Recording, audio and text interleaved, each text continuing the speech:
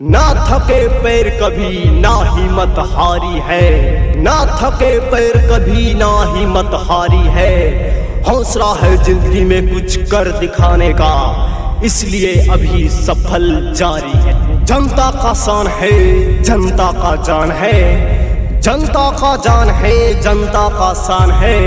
हमारे विजयी पंचायत के जनता हमारे मनीष मुखिया के लिए भगवान है। काम किए हैं काम करेंगे, झूठा वादा हम न करेंगे।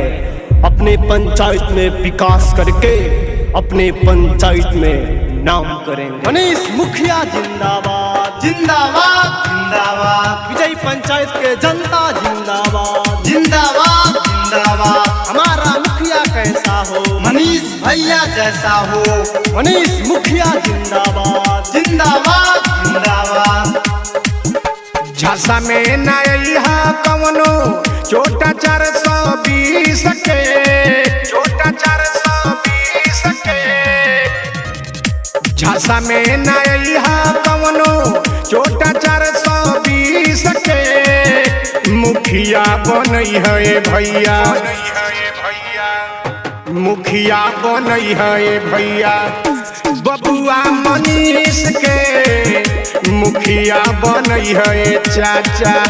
अपना मनीष के मुखिया बनई है काका। मनीष मुखिया जिंदाबाद जिंदाबाद जिंदाबाद। मनीष मुखिया जिंदाबाद जिंदाबाद जिंदाबाद।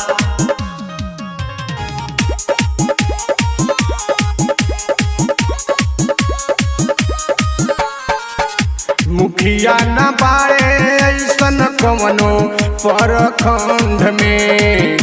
जरता विरोधी देखी रहता घमंड में, रहता घमंड में। मुखिया न बाड़े ऐसन कवनो परखंड में।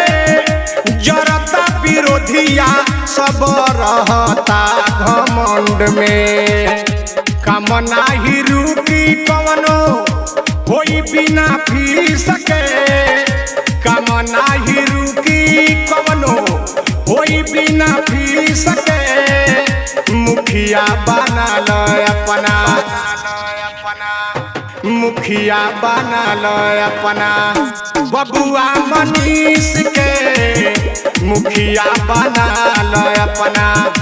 बबुआ मनीष के मुखिया बना लो अपना। मनीष मुखिया जिंदाबाद जिंदाबाद जिंदाबाद।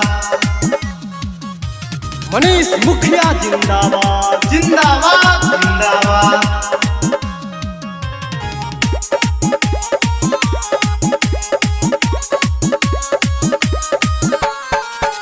गली गली रोड त नाला बनवाले। पिछड़ा गरीब लोग के पेंशन करवले। गली गली रोड त नाला बनवाले। पिछड़ा गरीब लोग के पेंशन करवले। घूस नाही दिहा कवनो 840 के। घूस नाही दिहा कवनो 840 के। मुखिया बनई है अपना, मुखिया बनई है अपना। बबुआ मनीष के मुखिया बनई है अपना। बबुआ मनीष के मुखिया बनई है अपना। झांसा में नया कवनो छोटा 420 के। मुखिया बनई है भैया, मुखिया बनई है भैया। बबुआ मनीष के मुखिया बनई है चाचा। अपना मनीष के मुखिया बनई है काका।